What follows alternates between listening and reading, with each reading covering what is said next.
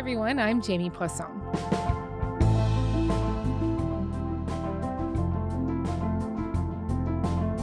Last week, Donald Trump was busy putting his presidential letterhead to work, writing letters to over 24 trading partners. They literally just started going out, and I signed the letters. And it's basically telling countries that we are going to give you the privilege to shop and work in our country. And I think it's very good, and in some cases we'll make deals. The letters came with a fresh set of threatened tariffs, all with a deadline of August 1st if the parties involved can't come to an agreement. Mexico and the European Union would get 30% on all goods. Brazil was among the highest with a 50% tariff. Canada got a letter too, threatening a 35% tariff on Canadian goods across the board starting August 1st. A Trump official later clarified that this would be on goods not covered by the Canada-US-Mexico Agreement, or CUSMA. Prime Minister Mark Carney responded by saying that he would continue to defend Canadian workers and businesses in these trade negotiations. But how are these negotiations going? And what's going to happen if Canada and the U.S. can't reach a deal? To help sift through the flurry of trade news from the past week, I am joined again by Eric Miller, trade analyst and president of Rideau Potomac Strategy Group.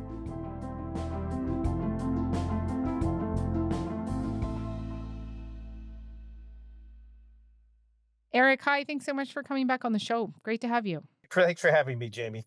And I know you're normally based in Washington, but you are in New Brunswick right now. I am, yes.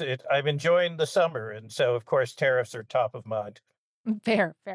So the U.S. and Canada have been locked in trade negotiations. Ottawa had set a deadline of July 21st for when they were hoping to reach a trade deal with Washington. But now, of course, Trump has moved that deadline to August 1st, and he has threatened 35% tariffs on Canadian goods. But of course, officials have reportedly said that they will not apply to CUSMA-compliant goods. Given that, how much of an impact could this latest threat actually have? So in practical terms, if you look at the status quo, goods that are not compliant with the Canada-US-Mexico agreement, the main North American trade agreement, are essentially paying 25% tariffs at present. And so you're essentially looking at a 10% increase. So it is significant for companies that are not using the Canada-US-Mexico agreement for whatever reason. But it's not the end of the world, because with the vast majority of Canada-US trade being exempted, then the impact will be relatively modest, but still important, particularly in certain concentrated sectors. Do we have a sense of what's not CUSMA compliant? Yeah. So when you look at the panoply of Canada-US trade, the first division that you want to make are between those that are under what one could call a special regime. So softwood lumber, automotive, steel and aluminum. We've heard a lot about these individual sectors. We've heard about copper last week, for example. We did aluminum, 50%. Lumber just came out. Why don't you announce copper? And we did cars. And now, today we're doing copper. Copper, what would that tariff be on? The section I believe the tariff on copper, we're going to make it 50%. 50%. So these are using an authority under U.S. law called Section 232. Very solid legally, going back to the 1960s. And then you have the other tariffs, which are under the International Economic Emergency Act, and essentially that covers everything else. You saw when the trade war began that only about 40% of Canadian exports to the United States used the Canada-US-Mexico agreement. That number has surged. And so the best reporting that we have is that you're looking at upwards of 80 or even 90% of Canadian exports which are using the agreement, because they didn't use the agreement before because the compliance process is more complicated and there are bigger risks if you get the paperwork wrong, and you could just use the World Trade Organization standards. So Donald Trump took away that option. So he said the only way to get into the United States without paying a 25% duty is you have to use the agreement. So companies have said, yep, we're going to use the agreement.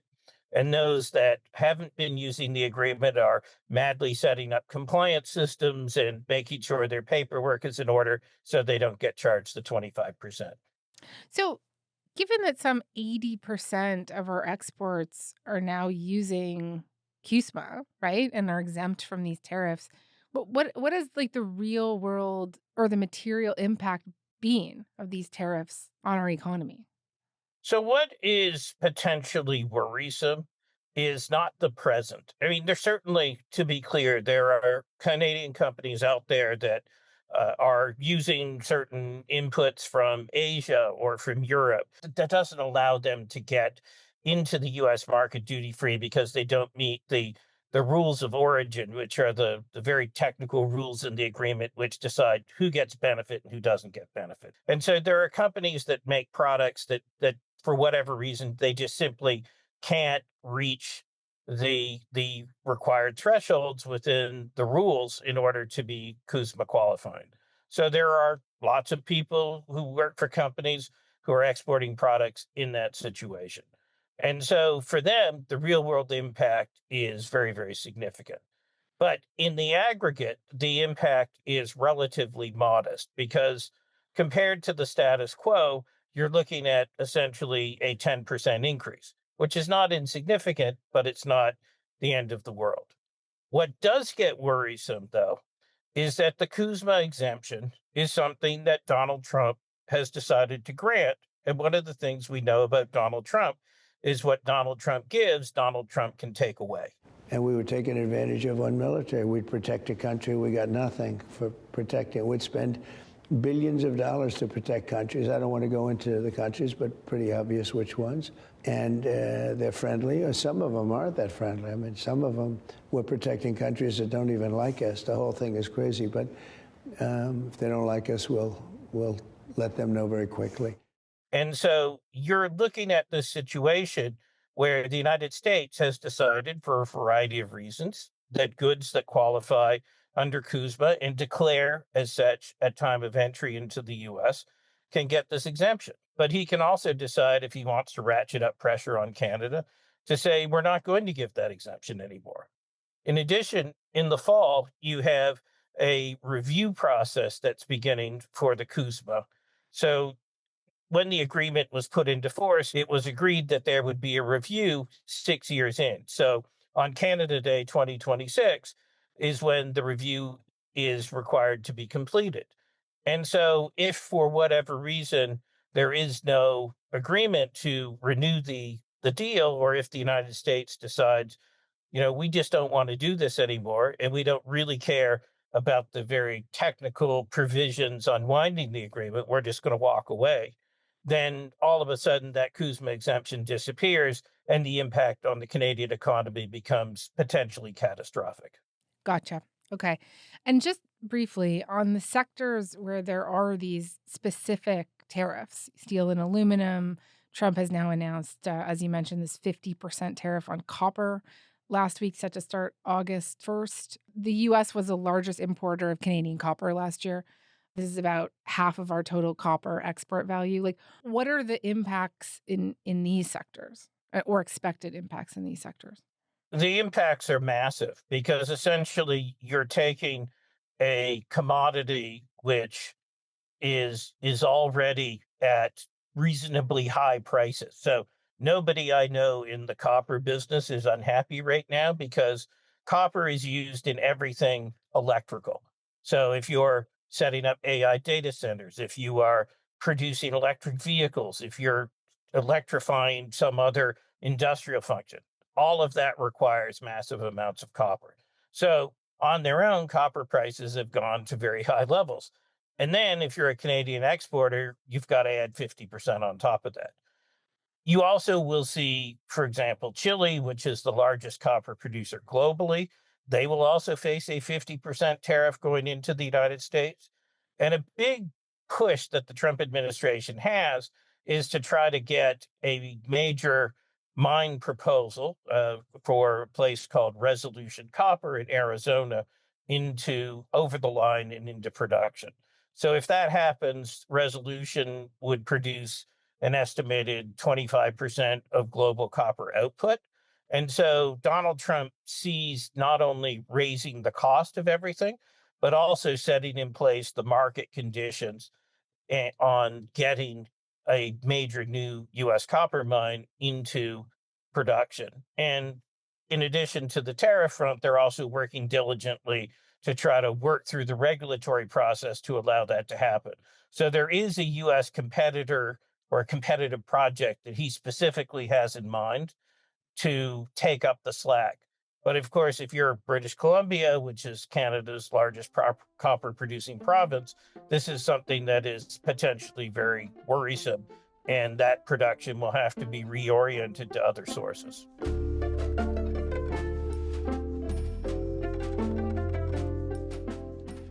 Canada was planning to double its retaliatory tariffs on U.S. steel and aluminum from 25 to 50% if a deal wasn't reached by July 21st. That's not the case anymore, but still, the Prime Minister and other officials have said they'll continue to try and protect Canadian workers and fight these new measures. How effective have our counter tariffs been so far? I think they've been reasonably effective. What you saw in the early days, or in the early February when the tariffs first came into effect and then were postponed, and then in March, is that Canada's willingness to put tariffs on $30 billion of U.S. exports certainly was noticed and certainly was supported by the Canadian public. It certainly enraged the White House, but the White House was asking for something that was politically unrealistic, which is we get to put tariffs on you and you do nothing to us in return. So let's take a look at what he's saying, particularly in response to Canada's response in terms of the retaliatory tariffs that Canada plans to impose. Trump writing, please explain to Governor Trudeau of Canada that when he puts on a retaliatory tariff on the U.S., our reciprocal tariff will immediately increase by a like amount. And so where Prime Minister Carney is now is he's saying we put counter tariffs in place because we're trying to affect change from the United States. So if we are still negotiating a bigger bilateral trade agreement, then we're not going to put those tariffs into effect because that will only inflame tensions.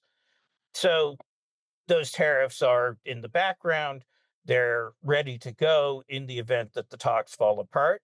But for now, he's driving toward a bigger deal, which will send signals to investors around the world and to other companies looking to set up facilities in Canada that Canada is a safe bet for selling not only to the Canadian market, but also to the North American wide market. And so his focus is how do we get a deal as quickly as possible so that we can begin the process of attracting investment, all while at the same time sending Minister Anand to Asia and others to Europe to try to work out arrangements to help diversify Canada's trade.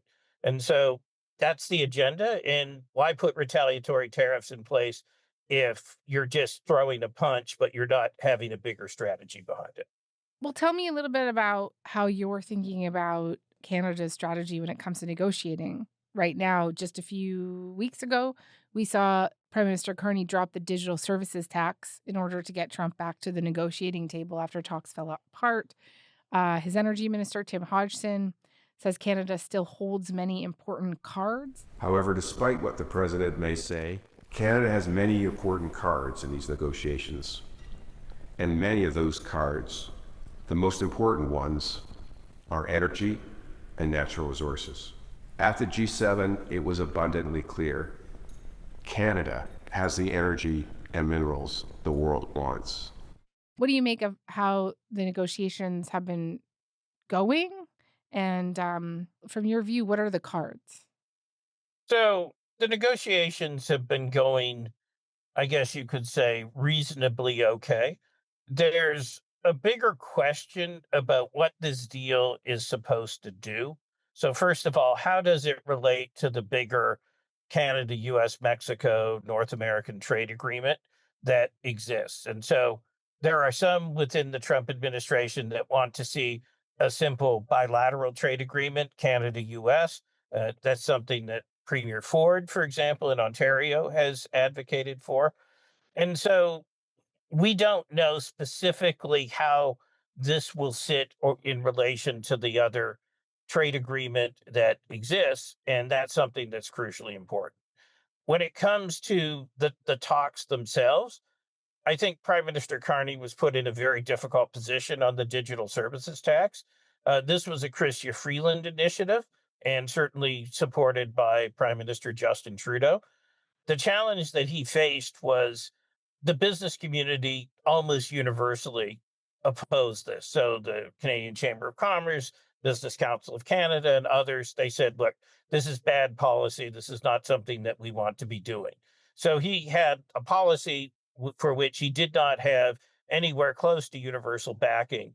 And Donald Trump said, we're not negotiating any further with you unless you get rid of it. It was a shrewd move on his part, but that could lead Donald Trump to overplay his hand. And so what are the cards that Canada has? First and foremost, you look at defense, because Donald Trump has framed this agreement as a trade and security framework. So the United States desperately needs Canada's buy-in for its missile defense scheme. And you cannot have an effective missile defense, like the kinds you see in Israel, for example, without Canada's participation, because in the age of hypersonic weapons, you need what sometimes gets called defense in depth. So in other words, you need time to be able to react before those missiles hit the United States. So that's something which the U.S. will need Canada's support for. In addition, there's also the questions around what happens to all of that defense spending we've been hearing about. Are you going to see purchases of weapon systems from Raytheon and Lockheed Martin, or are you going to see purchases from large European integrators or Canadian integrators? And so there are questions around who do you buy from and what does that look like? On what we'd see more classically as trade proper, you also have things such as critical minerals, energy. Now, we've seen very much the tensions within the Federation between Danielle Smith and the federal government, but Canada still does hold a lot of cards on oil exports. Doug Ford still does hold a lot of cards on electricity exports. You also could see blatant discrimination against U.S. firms. So, for example, U.S. financial institutions, they're chartered as Schedule III institutions under Canadian banking law, but you could say, well, maybe, U.S. Bank X or Y, you can't do these functions in Canada anymore. And so there's a lot of things that Canada can do to cost the U.S. market share, to cost them money. One of the things that I think Canadians should take heart in, and I don't mean this as an invitation for hubris, but Canada has for its whole existence negotiated very good trade agreements in asymmetrical situations. So it's always a smaller partner, and it's always found a way to negotiate agreements which secure Canada's market position.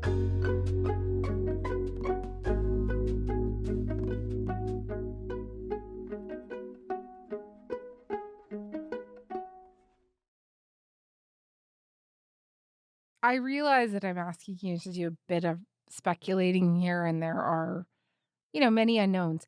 But at the same time, I would be very interested to hear your answer because you're super plugged in. You talk to a lot of people around this. Where do you think we are going to be on August 1st? So you have the bilateral piece, which is, I think that you could see the outlines of a framework by August 1st.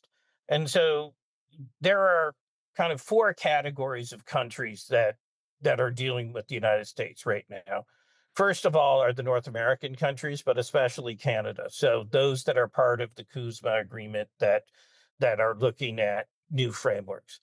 Then you have those countries like the European Union and Japan that are major global traders that have leverage vis-a-vis the United States and are trying to work out an agreement. How that's going it remains to be seen, but by all indications, it doesn't look particularly promising. We've dealt with Japan. I'm not sure if we're going to make a deal. I doubt it with Japan. They're very tough. You have to understand they're very spoiled. I love Japan. As an example with Japan, won't take rice, and yet they desperately need rice. You know that. They won't take other products that we have. But think of it, they need rice so badly, but they won't take rice. I think that was an easy one. Then you have the mid to smaller size countries that are trying to get agreements to secure their position. And then, of course, fourth and finally is China, which is sui generis in and of itself. The Trump administration will want to get an agreement with Canada because that will be a signal that it can do big things under this trade framework. To date, they've got agreements with the UK and with Vietnam. And so those are important and those will feature very broadly. But in terms of the big marquee deals, Donald Trump has not fully landed those yet. And the Canadian talks have been progressing very vigorously. And so I think there will be a desire on the part of the Trump administration to prioritize getting something over the line that can be pointed to by August 1st. What are you most worried about, like in terms of what that deal could look like? So, what I'm most worried about, first and foremost, is something that would look like permanent tariffs. And so, one of the biggest sticking points in the negotiations is Canada is holding out for long term duty free status. So, much like they have now under this CUSMA exemption that we've talked about, that would go to 35% on August 1st, Canada is really pushing to ensure that they have long term duty free access. Because if that is something that Canada succeeds at getting, it will be almost alone in the world among countries having duty free status into the US. Because the Trump administration has made very, very clear that everybody else is going to get at least the 10% tariff that was announced on April 2nd on the so-called Liberation Day tariffs, where they had the baseline at 10% and then an over tariff depending on the country. Canada wants to avoid having a tariff. And if it succeeds at that, then it will be in a very good position competitively vis-a-vis almost everybody else. So that's going to be the number one headline issue. In addition, there will be other questions around supply management. Now, there will be different listeners who have different views about the efficacy of supply management and whether it's worth all of the time and effort. But certainly, if you're a large agricultural producer outside of the dairy sector, what you're very worried about is that you'll lose access to the U.S. market for your beef, for your canola, for your fruit and vegetables, because Canada is maintaining its system of supply management. And that's a bigger, longer term discussion, but there may well be situations of asymmetry where the US simply says, we're going to make you pay a very large cost for the purposes of maintaining this regime, which benefits a relatively few number of people. And that's not to say that there aren't good policy arguments on either side, but certainly if you're not in the dairy sector, you're really terrified that dairy is going to sink the overall deal and is going to cost the wider Canadian economy very, very significantly.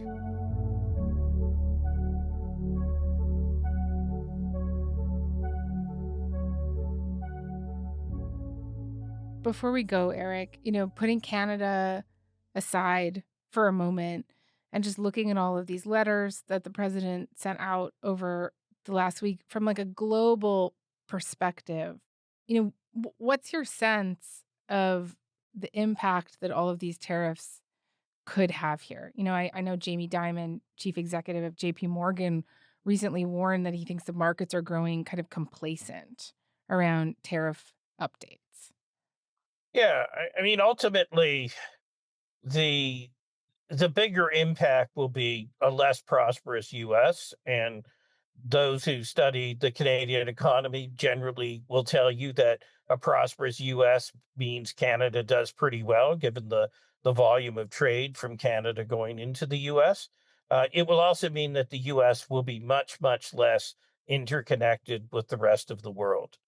What is going to be really, I think, fascinating and nerve-wracking going into the late summer and the fall is if the European Union, if Japan, in Canada and others do not have an agreement, at what point do they start coordinating their responses? Because if the US does put 30% tariffs on the European Union, Europe is already prepped and is ready to go with their retaliation package. But then it becomes a situation of who's going to compel who to give way. And so the markets then begin to see investment opportunities in different parts of the world falling apart. At the same time, you have China becoming less interconnected with the US. And so if Donald Trump is attempting an enormously heavy lift here, but what he could end up with is a US that's very, very isolated. But in his view, he's kind of like the guy on the World Poker Tour with the hoodie and the sunglasses, pushing all his chips into the middle of the table. And he hopes he's going to win big by convincing everyone to come along with him. But if he doesn't win big, then you end up with tariffs all over the world. And it means for trade dependent countries like Canada, it means a harder path, because it won't be long until surpluses of goods from certain countries need to find homes in other countries, and then you have retaliation. And so what this means is we get a bit of a tragedy of the commons, and everybody ends up poorer and less interconnected, and you have a lot more friction in the world economy. Okay. Eric Miller, thank you so much for this. Really, really appreciate it. My pleasure.